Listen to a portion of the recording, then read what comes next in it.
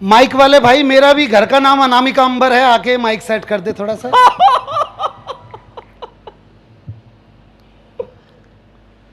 सौरभ भैया ने जो मेरी तारीफ करी, मैं सच में उस तारीफ के लायक नहीं हूं।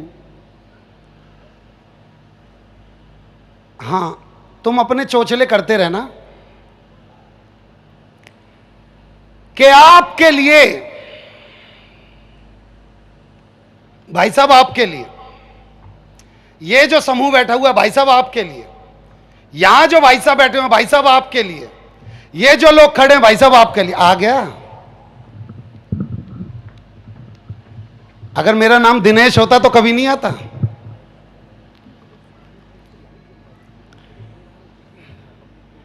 मैं फिर दोबारा से शुरू करता हूं कि भाई साहब आपके लिए, आपके लिए, आपके लिए, आपके लिए, ए कैमरे वाले भाई आपके लिए, ए लाइट वाले भाई आपके लिए, ए माइक वाले भाई आपके लिए, कि आपके लिए चंद कतरे लहू के लाया हूं।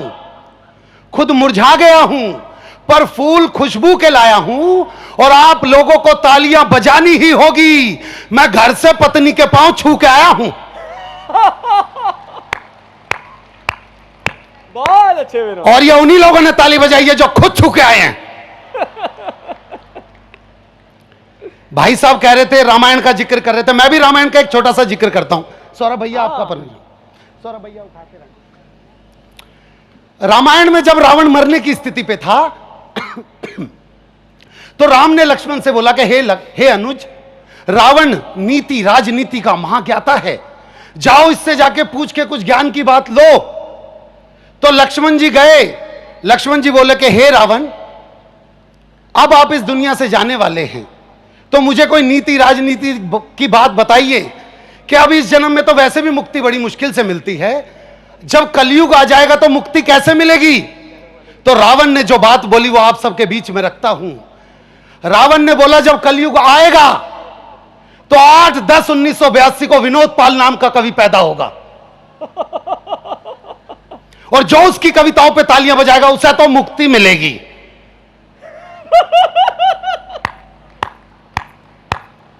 देखो, इनको मुक्ति नहीं चाहिए, ये यूं ही फिरेंगे यहीं पे आसमान में। मैं बड़े मन से, भाई साहब देखिए, मैं आप इन तीनों कवियों को देखिए, सौरभ भैया, अनामिका दी, कविता तिवारी जी, ये बड़े कवि हैं। सौरभ भैया, अनामिका दी, कविता तिवारी, ये बड़े कवि हैं। आपको पता होगा पहले के राजा महाराजा जब शिकार पे जाते तो एक मेमना साथ में ले जाते थे। इस मंच का मेमना मैं हूं। अब मेरा शिकार करना है या मुझसे मजे लेने, या आप तालियों से बताते रहेंगे भाई। बहुत अच्छे। देखिए, मैं कंगन जी दिख नहीं रहे भाई साहब, कंगन जी दिखते रहना प्लीज एक बार, क्योंकि लिफाफे आपके पास ही अटके हुए हैं हमारे। हाँ, एक बार दिखते रहना प्लीज। कंगन जी ने बहुत अच्छा काम किया सिमरिया के लिए, साहित्य परिषद से जुड़े हुए आदमी भाई साहब। मैंने बोला कंगन जी आपने साहित्य के लिए बहुत कुछ किया है, सिमरिया के साहित्य के लिए, मैं चाहता हूं कि आपकी एक मूर्ति लगनी चाहिए चौक पे। तो कंगन जी बोले यार विनोद भाई, जिंदा बंदे की तस्वीर है। मैंने कहा क्यों, यूपी में नहीं लगी? बोले वो तो ठीक है, पर विनोद भाई खर्चा कितना आ जाएगा? मैंने बोला बस यही 20 लाख। तो कंगन जी बोले यार तू 5 लाख दे दे, मैं खुद ही झंडा लेकर खड़ा हो जाऊंगा। ऐसे आदमी। और देखिए, मैं जहां तक की बात करता हूं, अभी ये सब बात कर रहे थे, मैं अपनी बात पे आता हूं। महिलाएं बैठी हुई हैं बहुत ज्यादा शक्ति में, पर महिलाएं ताली नहीं बजा रही हैं। मैं काफी देर से देख रहा हूं, कोई भी महिला यहां पे ताली नहीं बजा रही है, सब शॉल में बिल्कुल यूं करके बैठे हुए हैं। और ये महिलाएं बड़ी चतुर होती है। वो हरिद्वार की तरफ 2 बसें जा रही थी, आगे वाली बस में सारी सास, पीछे वाली बस में सारी बहुएं। सास वाली बस खाई में गिर गई, तो बहू वाली बस में एक बहू ने रो रो के हो मेरी सास, हो मेरी सास। सबने बोला ओहो तू तो बहुत प्यार करती थी अपनी सास से। कह रहे ना, मेरी वाली तो आई ना। ये महिलाएं बड़ी चतुर होती हैं। बहुत अच्छे। एक आदमी ने अपने पत्नी को फोन किया। अब यहां से आपसे जुड़ना चाहता हूं भाई साहब। एक आदमी ने अपनी पत्नी को फोन किया, कल हेलो। लड़की बोली हेलो। बोला क्या कर रही है? कह रही घर पे खाना खा रही हूं। कह रहे खाने में क्या खा रही है? कह रही तुम ऐसी बदतमीज रहना, ये जान के क्या कर लेगो मैं खाने में क्या खा रही हूं, कोई जनरल नॉलेज की बात कर लो।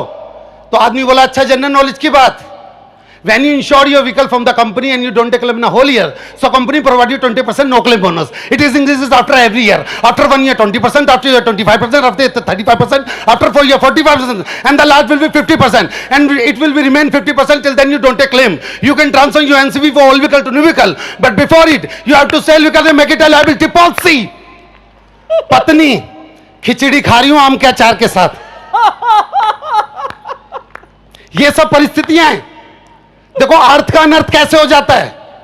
एक मरीज डॉक्टर से बोल रहा था, डॉक्टर साहब इस जिंदगी से तो मरना अच्छा। डॉक्टर बोला भाई कोशिश तो कर ही रहे हैं। एक शराबी पहुंच गया डॉक्टर के पास। डॉक्टर ने जैसे ही नब्ज पकड़ी मुंह से शराब का भपका आया। डॉक्टर बोला पीते हो? शराबी हाँ मंगा लीजिए। अर्थ का अनर्थ हो रहा है हर जगह पे, और यही करते आए हम। अब मेरे एक दोस्त को झूठ बोलने की बहुत बुरी बीमारी। मैंने बोला भाई तू बहुत ज्यादा झूठ बोलता है, अपने थोड़ा कम कर ला कर।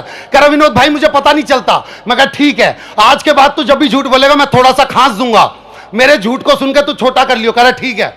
मैं उसे अपनी ससुराल लेके गया। वहां जाते ही बोला सासू मां अभी हम जंगल में से आ रहे थे, हमने 100 फुट लंबा सांप देखा। मैंने अपनी दोस्ती निभाई। कह रहा पास गया 80 फुट का था। मैंने फिर अपनी दोस्ती निभाई। कह रहा घर गया, फीता लेके आया, फीते से नापा 50 फुट का था। मैं फिर बोला कह रहा भाई किसी का खांसी हो तो अपना इलाज कराओ, इब साला फीते से नाप ले, अब कैसा कम करूं इसे। हम परिस्थितियों में फंसे हुए लोग हैं, मैं बतला रहा हूं भाई साहब आपको। एक दादा बैठा हुआ था धूप में, इतने में पोता आया। कर दादा एक बार टैं बोल दे। दादा ने बोल दे बेटे, कह रहा हो गई तेरी बल्ले बल्ले हो जाएगी। दादा की समझ में नहीं, इतने में दूसरा पोता आया। कह रहा दादा एक बार टैं बोल दे। कह रहा ले भाई टैं। कह रहा हो गई तेरी बल्ले बल्ले हो जाए। अब दादा ने हाथ पकड़े, कर चक्कर क्या है, ये टैं क्यों बोल रहा, बल्ले बल्ले का गाना क्यों गा रहा है? बोला अंदर मम्मी पापा से कह रही थी एक बार ये बुढ़ा बट टैं बोल जाए। फिर तो हो गई तेरी बल्ले बल्ले, हो जाएगी बल्ले बल्ले। पर हम इन्हीं परिस्थितियों में उलझे हुए लोग हैं भाई साहब। हम इनसे निकलना भी चाहे तो ज्यादा देर तक नहीं निकल सकते। आइए मैं आपको एक एक्ट से जोड़ता हूं, फिर एक कविता से जोड़ूंगा जैसा भैया का आदेश होगा। आप में से कई लोग जानते होंगे कि जब लड़की की विदाई होती है तो लड़की का मामा लड़की को उठा के डोली वाली कार तक लेके जाता है। आपने देखा होगा, ये हमारे यहां के रीति रिवाज है भाई साहब, ये हमारा कल्चर चलता आ रहा है। अब मैं आप सबकी आंखों को एक दृश्य देना चाहता हूं। लड़की का वजन 150 किलो और लड़की का कोई सगा मामा नहीं। पंडित जी ने बोला लड़की के बाप से, अरे जजमान हां लड़की लेके जाओ। अब जो आसपास के रहने वाले तो उनको तो सबको पता था लड़की उनकी उठाए से भी नहीं उठ सकती 150 किलो की। तो लड़की के बाप ने फिर भी औपचारिकतावश, अरे रमेश बेटा आजा जरा ले जा। अब बहाने सुनना लोगों के एकदम से, जिनका नाम एकदम से लीजिए उनके बहाने सुनना। अरे बेटा रमेश जल्दी बेटा उठाते जरा, मेरे तो पथरी हो रही है। डॉक्टर बोल रहा है 100 किलो का पत्थर अगर जरा भी झुका तो फट के बाहर आ जाएगा। तो दूसरे से बोला अरे सुरेश बेटा तू कर ले। कह रहे नहीं वो डॉक्टर ने वजन बंद किया, मैं तो सुई भी नहीं उठा सकता। तो ऐसे में कुछ लोगों को आदत होती है शादी में पूछने की, बाबूजी कोई काम हो तो मुझे बताना, किसी भी तरीके का कोई काम हो तो मुझे बता। अब खुद का वजन 40 किलो और लड़की के बाप से पूछ बैठा, बाबूजी कोई काम हो तो बताना। अब काम तो उसका अंदर इंतजार कर रहा था। बोला जा छुटकी को लेके जा। अब उसने छुटकी देखी,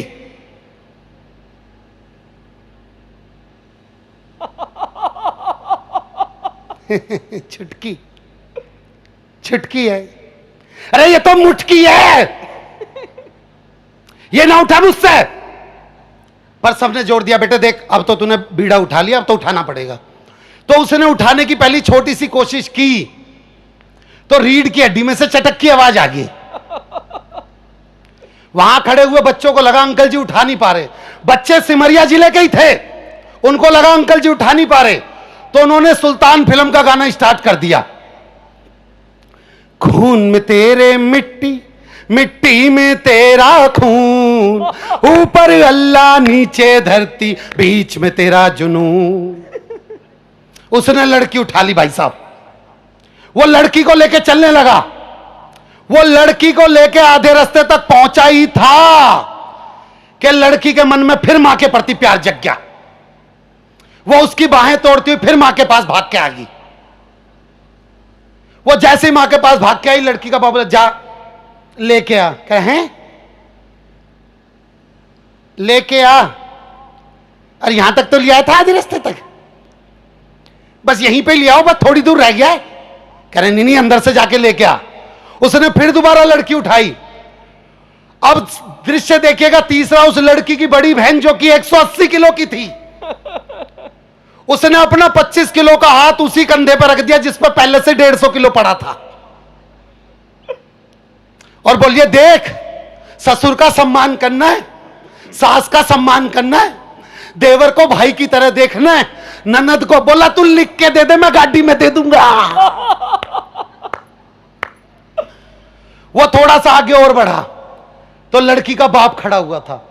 लड़की का बाप भावुक क्षण देखिए, हो मेरी फूल सी बच्ची, बोला ऐसा फूल तो अफ्रीका में भी नहीं खिलता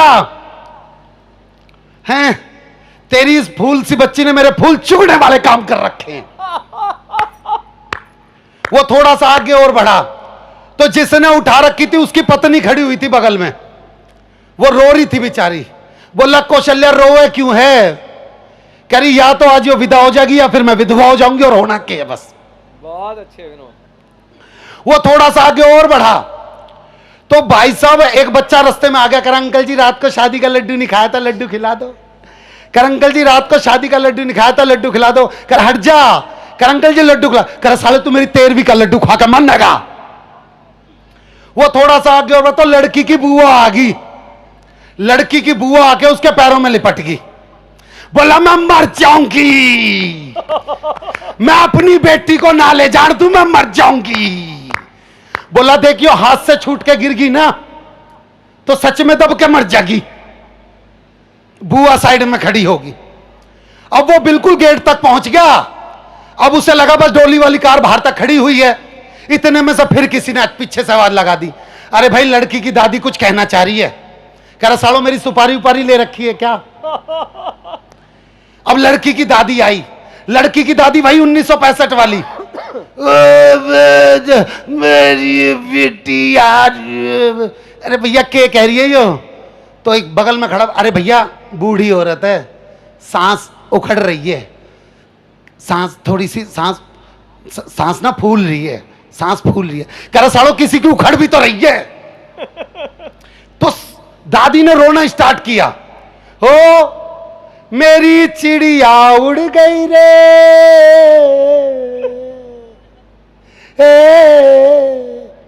ओ मेरी चिड़िया उड़ गई रे। बोला किसी के तोते भी तो उड़ा रही है। वो बिल्कुल डोली वाली कार तक पहुंच गया। वो कहला जल्दी से दरवाजा खोल। बोला जी यो गाड़ी नहीं है, 6 गाड़ी छोड़ के। वो छठी वाली गाड़ी तक किसी तरीके से पहुंचा। कह रहे जल्दी से दरवाजा खोल। कह रहे अंकल जी वो अरे जल्दी बोल अंकल जी, वो मजाक कर रहा, वही गाड़ी थी। वो उस गाड़ी तक पहुंचा। कर तुमने मजाक सूझना, मेरे प्राण निकल जाएंगे। बोला जल्दी से दरवाजा खोल। इतने में छोटा भाई आ गया। कह रहा दीदी इस गाड़ी में नहीं जाएगी, दीदी उस गाड़ी में जाएगी। बड़ा वाला भाई बोला क्यों भाई, मैंने इस पे फूल लगवा रखे हैं। छोटा वाला भाई बोला भाई मैंने भी तो फूल लगवा रखे हैं। कह रहा नहीं बहन इसमें ही जाएगी। छोटे वाला बोला फिर मेरी गाड़ी में। वो बोला मेरी लाश रख लियो। वो किसी तरीके से बोला भाई चल इसी गाड़ी में बैठा दे। बोला जल्दी से दरवाजा खोल। कह रहे जी ये वाला दरवाजा जहां में वहां से लेके आओ। वो वहां लेके जाने को इतने में एक बच्चा बोला अंकल जी पीछे हो जाओ। कह रहा क्यों क्या हो गया? कह रहा अंकल जी यहां से गाय आ रही है। बोला गाय को बोल यहां से भैंस आ रही है। पर जैसे उसने लड़की को गाड़ी में बिठाया, गाड़ी के चारों टायर पंचर। लड़की का बाप बोला रहा निकाल, है निकाल। ये तो ठूसती बहुत मुश्किल से इसमें, पर किसी तरीके से जेसीबी आई, लड़की को विदा कराया। अगले ने जैसे ही चैन की सांस ली, लड़की का बाप बोला रहा चैन की सांस क्यों ले वे, अभी तो पग फेरा भी होना गांव का, छोरी फिर घर में आएगी और फिर जाके देना। Thank you very much. Vinod Pal signing off. Thank you.